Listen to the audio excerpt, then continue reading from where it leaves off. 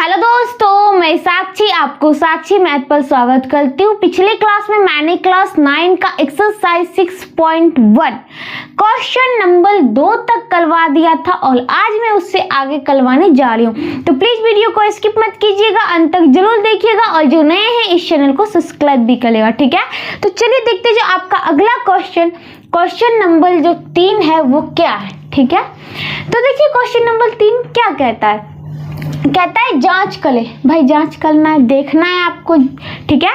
क्या तो जांच करें कि x equal to 2 y equal to 1 निम्नलिखित समीकरण के हल है या नहीं। कहता है कि अब देखिए ये जो समीकरण आपके चार है 1 2 3 4, इस चारों समीकरण में आप x बराबर 2 y बराबर 1 हर एक पर प्रत्येक में ये देकर देखिए, अगर ये समीकरण के हल निकल जाते तो ठीक है, नहीं निकलते तो लिखिए नहीं निकलते। तो वही पूछ रहा हल है या नहीं, तो चलिए करके देखते हैं। जैसे कि फर्स्ट क्वेश्चन देखिए, क्वेश्चन नंबर 1 में है 2x plus 3y equal to 7। 2x 2 into x के जगह में क्या कहला मानने के लिए 2 प्लस 3 इंटू वाई की जगह क्या कहला 1 इक्वल टू 7 आता है क्या। तो चलिए देखते हैं। 2 दूनी 4 जोड़ 3 एकम 3 इक्वल टू 7 आता है क्या। 4 3 7 इक्वल टू 7। तो LHS और RHS हमें बराबर मिल गया, ठीक है। तो ये भी 7 इधर भी 7, ये बराबर है। अगर नहीं होता तो हम काट देते, ये इक्वल टू ये नहीं है, लेकिन हमारे बराबर हैं तो इसमें बराबर का चिन्ह देंगे, ठीक है। तो इससे पता चल रहा है इसमें जो क्वेश्चन नंबर 1 जो था ये x बराबर 2 और y बराबर जो 1 है इस समीकरण के हल हैं। हम जानते हैं ना दो चल वाले जो रैखिक समीकरण तो उनके अनेक हल होते हैं। तो एक कहला कि x बराबर 2 लेके देखो y बराबर 1 हल है या नहीं।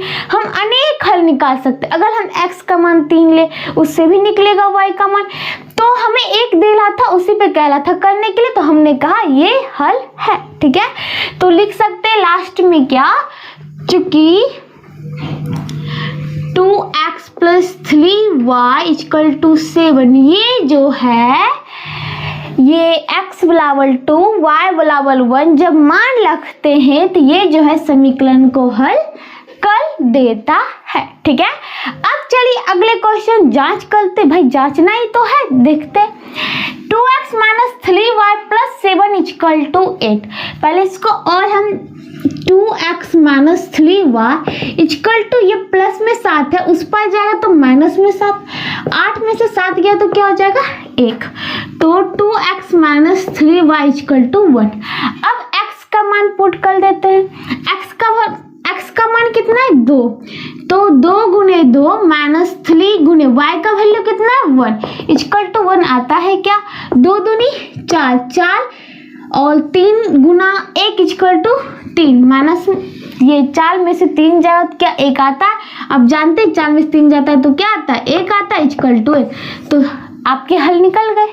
तो इसमें भी जो था ये जो क्वेश्चन नंबर 2 है जो आपके दो चल वाले समीकरण जो है ये भी अगर हम x का मान 2 y का मान 1 दे तो ये भी हल को संतुष्ट मतलब कि हल कर देता है या ये दो चल वाले रैखिक समीकरण को संतुष्ट कर देता है, ठीक है। अब चलिए अगले क्वेश्चन जो क्वेश्चन नंबर 3 है आपके वो क्या है 3x plus 4y equal to 9।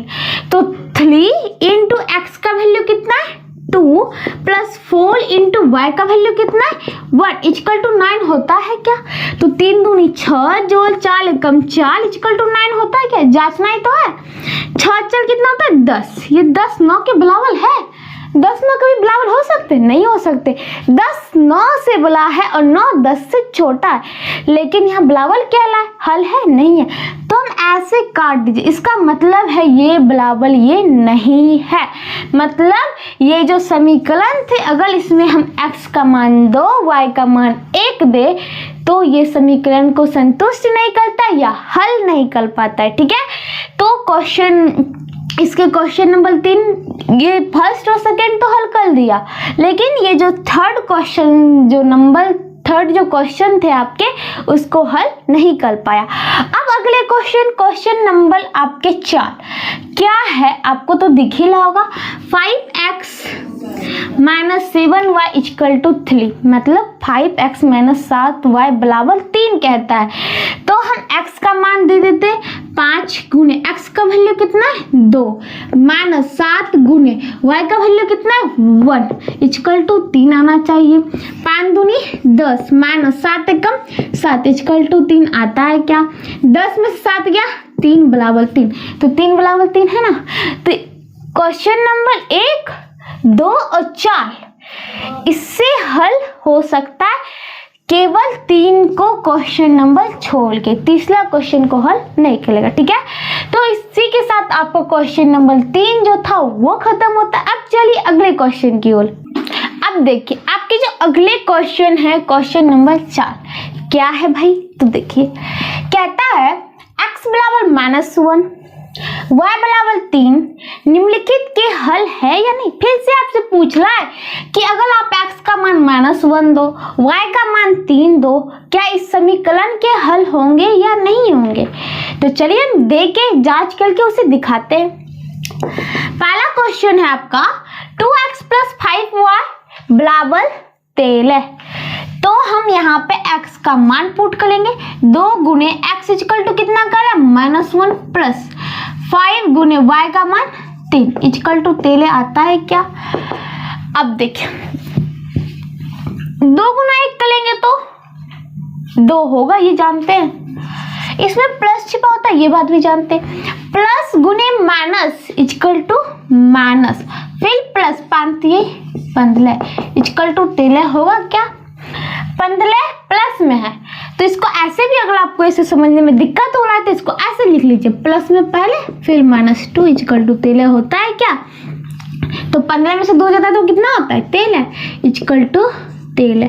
तो हमने जब इस समीकरण को हल किया तो हमारा आंसर, हमने जो हल किया जो आंसर आए जब हमने x का मान -1 y का मान 3 दिया और वही आंसर में भी है। इसका मतलब इस चीज से मतलब कि x = -1 और y = 3 देने पर इस समीकरण के हल निकल सकते हैं। ठीक है, या इस समीकरण को संतुष्ट करता है। तो क्वेश्चन नंबर 1 का हल हो गया। कहता निम्नलिखित के हल है या नहीं, हल है ना। जब हम x का मान -1 दे y का मान 3 दे तो हल तो निकल गया। अगर हमें मतलब कि इसके हल है, इस समीकरण को पूछना इस समीकरण के हल है या नहीं है, तो हल है। ठीक है, अब अगला क्वेश्चन, फिर से वही क्वेश्चन जांच करके दिखाना है भाई ये जो दोनों चीज हैं x और y के जो वैल्यू है इस समीकरण के लिए हल है या नहीं। अगर आपको x और y के वैल्यू नहीं देता तो भी आप जानते ये 2 चल वाले हैं तो बहुत सारे हल होंगे। तो ये एक मात्र केवल एक हल देके पूछ रहा है हल है या नहीं है। ठीक है, तो यहाँ पे चलिए मान पुट करके तो देखना पड़ेगा भाई, तब तो पता चलेगा हल है या नहीं है। ठीक है, तो देखिए x का मान -1 तो 2 × -1 -3 × y का वैल्यू कितना है 3 = -11 होता है क्या। तो 2 एकम 2 तो हो गया, यहाँ जानते हैं प्लस लेता प्लस गुने माइनस माइनस फिर -3 × 9 = -11 होता है क्या। अब दोनों माइनस में ही है। ठीक है, तो ये भी -2 ये भी -9 तो माइनस माइनस जो लेंगे तो 9 2 11 होगा ही, लेकिन माइनस में ही हो जाएगा 11 बराबर माइनस में 11 तो बराबर है ना। तो ये जो है इस समीकरण के हल हैं। ठीक है, अब चलिए अगले समीकरण, तो अगले समीकरण जो आपके क्वेश्चन नंबर 3 में है वो है 5x + 3y = 4। तो यहाँ पे फिर से हम x का मान देके देखेंगे। 5 × x का वैल्यू -1 प्लस 3 × y का वैल्यू 3 = 4 आता है क्या। 5 गुना 1 5 होगा, लेकिन यहाँ प्लस रहता है, प्लस गुने माइनस माइनस होगा और फिर ये प्लस 3 × 9 = 4 होता है क्या। अब देखिए 9 प्लस में है और 5 माइनस में है, मतलब 9 में से 5 जाए तो कितना बचता है 4 = 4 तो बराबर हो गए। तो ये जो थे x और y जो मान दिए हैं ये जो है इस समीकरण के हल हैं। ठीक है, अगला क्वेश्चन जो क्वेश्चन नंबर 4 है आपका, लास्ट समीकरण इस क्वेश्चन का, वो क्या, 2x + 3y = 4। ये बताना है हल है या नहीं है। उसी प्रकार जांच करके 2 × x का वैल्यू -1 + 3 × y का वैल्यू 3 = 4 आता है क्या। माइनस में 2, अभी बताया था ना, 2 × 1 = 2, माइनस और प्लस -2, प्लस में 3 × 3 = 9 = 4। अब देखिए 9 प्लस में हुआ, माइनस में 2, ये नहीं कि ये भी हुआ, ये भी हुआ, ये भी हुआ तो ये भी होगा, ऐसा जरूरी नहीं है भाई। देखो यहाँ पे नहीं होगा, प्लस में 9, माइनस में 2 = 4। 9 में से 2 गया 7, बलावल है चाल के।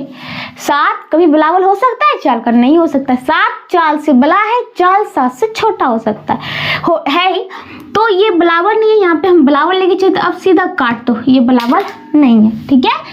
तो इसका मतलब है ये जो x और y, x Balawal -1, y Balawal 3 देने पर इस मतलब ये जो y बलावल 3 इस समीकरण के हल नहीं है, ठीक है। तो ये भी क्वेश्चन आपके जो क्वेश्चन नंबर 4 था, जांच करके वो पूछ रहा था बताने के लिए हल है या नहीं है। तो इसमें हल है, इसमें भी हल है, मतलब इस समीकरण के x और y हल है, ये भी हल है, इसके भी हल है, ये जो x और y जो थे, लेकिन इसके हल नहीं है, हल नहीं, ठीक है। अब चलिए आपके क्वेश्चन नंबर 4 खत्म हुए, अगले क्वेश्चन की ओर। अब देखिए आपके जो अगले क्वेश्चन नंबर 5 है, 4 तक हमने करवा दिया, ठीक है।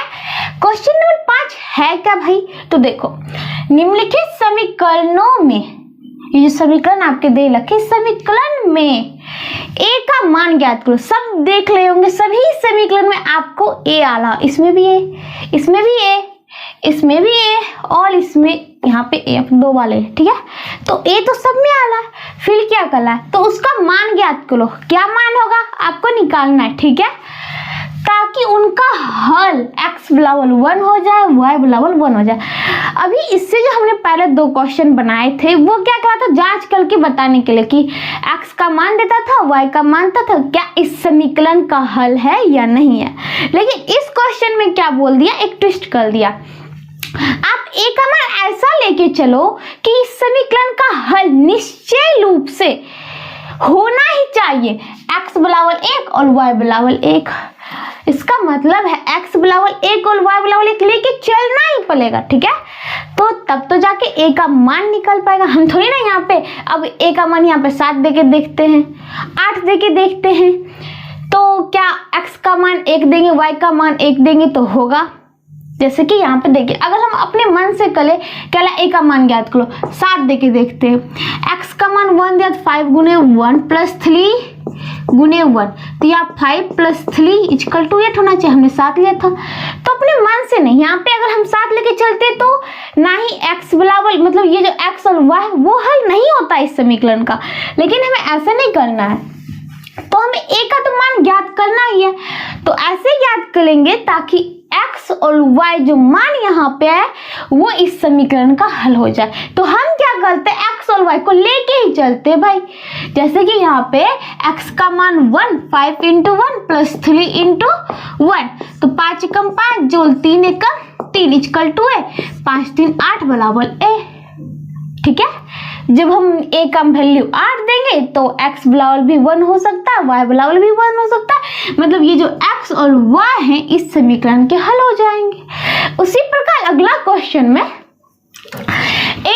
x - 2y = 10, तो a का तो वैल्यू नहीं पता, वो तो निकालना ही है। तो a × x का वैल्यू 1 है, -2 × y का वैल्यू 1 है, = 10 कहलाए। तो a × 1 a - 2 = 10, तो a ये -2 उस पर जगह तो +2, 10 + 2 = 12, तो a का वैल्यू क्या निकला, 12। यहाँ पर a का वैल्यू जब 12 देंगे तो ये जो x और y है इस समीकरण का हल हो जाएगा, ठीक है। फिर इसी प्रकार अगले क्वेश्चन जो है, ax + में 4y = 18, मतलब 18, तो a का तो वैल्यू नहीं पता, a का तो मान निकालना, इंटू x का वैल्यू 1 + 4 इंटू y का वैल्यू 1 = कहला 18 लाओ। तो a गुना 1 a प्लस 4 इक्वल टू 18 है। तो a इक्वल टू इधर प्लस में 4 है, उस पर जाएगा तो माइनस में 4, 18 माइनस 4। तो a इक्वल टू 18 में 4 जाएगा तो 14, 4 18 तो 14 हो गए। तो a का मान यहाँ 14 देंगे तो x और y जो दे रखा है वो x बराबर 1 y बराबर 1 इस समीकरण के हल हो जाएंगे। ठीक है, इसी प्रकार अगला क्वेश्चन जो कि आपका लास्ट क्वेश्चन है, क्वेश्चन नंबर 5 के, वो क्या है। अब देखो यहाँ पे हल करने से अच्छा इसमें भी a इंटू में है, इसमें भी a इंटू में, एक कॉमन लेते तो 7x plus 3y equal to 20। एक कॉमन लिया, 7x का वैल्यू कितना है 1, 7 गुने 1 जोड़ 3, y का value 1 equal to 20। a into 7 एकम 7 जोड़ 3 एकम 3 इक्वल टू 20। तो यहाँ पे करेंगे तो कितना होगा, यहाँ पे कर देता हूँ, यहाँ पे इसका आंसर यहाँ पे a इक्वल टू 14 आया था, यहाँ पे इसको हल कर लें। a इंटू 7 10 इक्वल टू 20, 10 एकम 10, 10 दूनी 20, a इक्वल टू 2। मतलब कि a का मान जब 2 रखेंगे तब जाके ये जो x बराबर 1 y बराबर 1 इस समीकरण का हल होगा। होगा तो नहीं हल होगा, लेकिन ये भी उसमें एक शामिल होगा। ठीक है, तो इसी के साथ आपका क्वेश्चन नंबर जो 5 थे वो खत्म होते और आज मैं इस क्लास को भी यही समाप्त करती हूँ। अगले क्लास में इससे आगे बताऊंगी, तब तक जुड़े रहिएगा। अगर वीडियो पसंद आए तो लाइक जरूर करना। Thank you.